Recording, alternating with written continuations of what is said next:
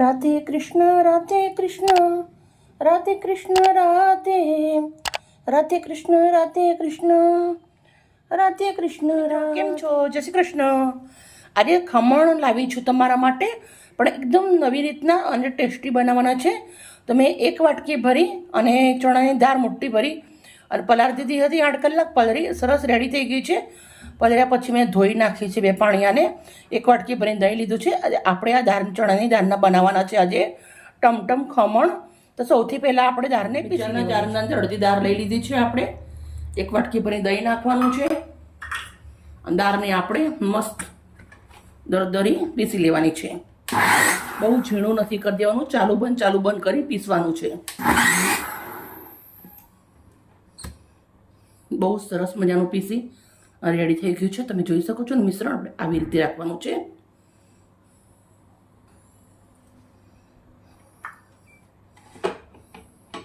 એક મોટું વાસણ લેવાનું છે, એના અંદર આવી રીતના બેટર આપણું રેડી દેવાનું છે.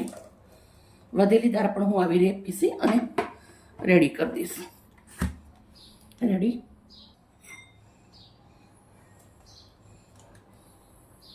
હવે આપણે મિશ્રણને સરસ આવી રીતે ફેટી લેશું 2 મિનિટ.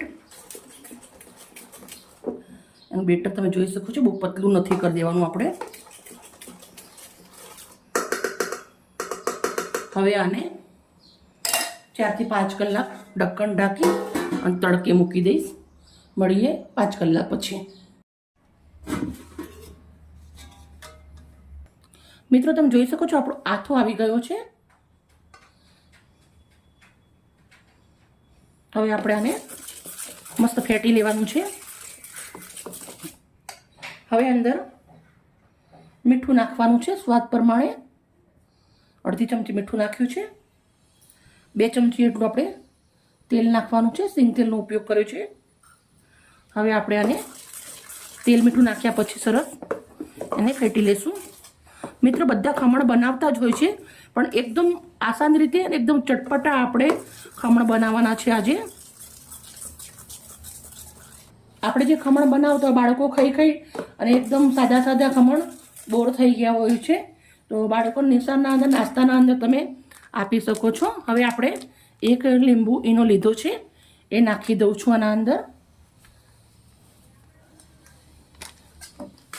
ઈનો નાખ્યા પછી સરસ મજાનું આવી રીતે એને ફેટી લેવાનું છે.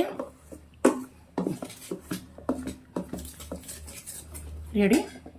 હવે આપણે હું ઢોકળિયાનું બનાવું છું, એટલે થોડું ડીશના અંદર તેલ નાખી દેવાનું છે અને આવી રીતે ડીશને ચારે બાજુ લગાવી દેવાનું છે. પ્લેટના અંદર આપણે રેડી દેવાનું છે. 1 ચમચા એટલું આપણે નાખું છું.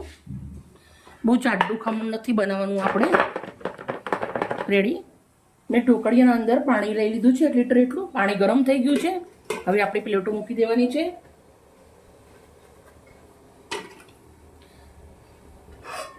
10 મિનિટ સુધી ઢાંકી દેવાનું છે. મળીએ 10 મિનિટ પછી.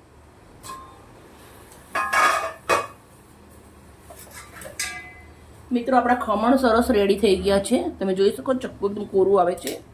તો આપણે ગેસને બંધ કરી દઈશું. પ્લેટને બહાર નીકાળી અને ઠંડી પડવા દઈશું.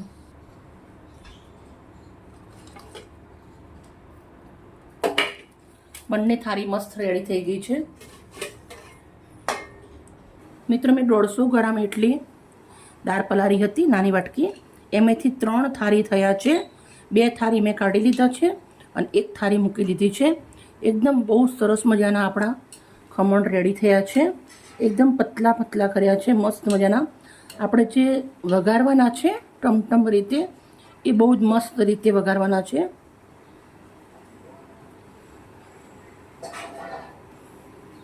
તમે જોઈ શકો છો કેટલા પાતળા અને કેટલા જાળીદાર છે.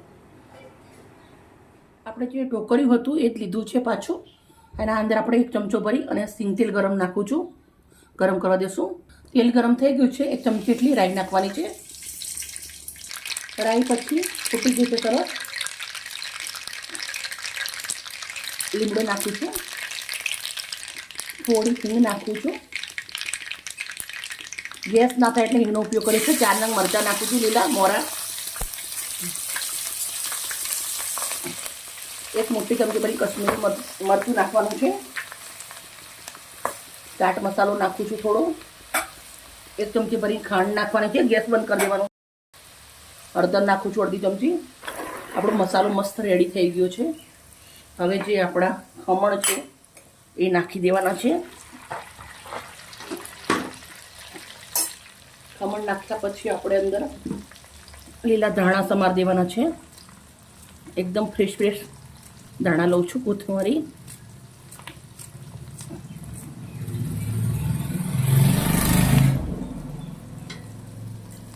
હવે આપણે આને સરસ મિક્સ કરી દેવાના છે. થોડા પાણીના છાંટણા નાખવાના છે અંદર.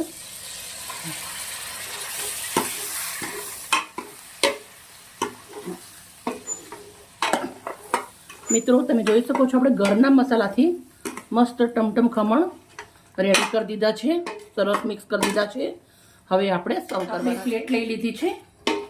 આપણા ખમણ આપણે પ્લેટના અંદર નીકાળી દઈશું. મિત્રો તમે એકવાર બનાવજો, તમને ખરેખર બહુ જ મજા આવશે. હું કાઠિયાવાડ ગઈ હતી ત્યારે મેં ખાધા હતા મારી ફ્રેન્ડના ઘરે, ત્યારે મને બહુ સરસ લાગ્યા. સાવરકુંડલા ગઈ હતી હું, તો સાવરકુંડલાના અંદર મેં મારી ફ્રેન્ડના ઘરે ખાધા હતા, તો મને બહુ જ સરસ લાગ્યા હતા. તો હું અવનવ ઘરે બનાવું જ છું, પણ આજે વિડીયો તમારા જોડે મેં શેર કર્યો છે, તો પ્લીઝ એક લાઈક કરી દેજો. પ્લેટમાં લઈ લીધા છે આપણે. હવે આપણે ખાટો મીઠો એક સોસ લીધો છે. થોડા કોથમરીના પાન ઉપર નાખી દઉં છું. થોડુંક આપણા સોસના અંદર બી નાખી દઈશું. આ સોસ મેં બનાવી ઘરે અને બરણીમાં ભરી લીધો છે. અવનવ અમે ભજીયાને એવું બધું બનાવીએ ત્યારે ખાવા થાય. મિત્રો તમે જોઈ શકો છો કેટલા સરસ મજાના દેખાય છે. જેટલા સરસ મજાના દેખાય છે એવા ખાવામાં બી એકદમ ચટપટા અને બહુ જ સરસ છે. કાશ્મીરી મરચાંનો ઉપયોગ કર્યો છે. કલર આવે, તીખું બહુ ના આવે. ઓકે મિત્રો, બાય બાય. કાલે મળીશ નવી રેસીપી સાથે. રાધે કૃષ્ણ રાધે કૃષ્ણ રાધે કૃષ્ણ રાધે રાધે કૃષ્ણ રાધે કૃષ્ણ રાધે કૃષ્ણ રાધે.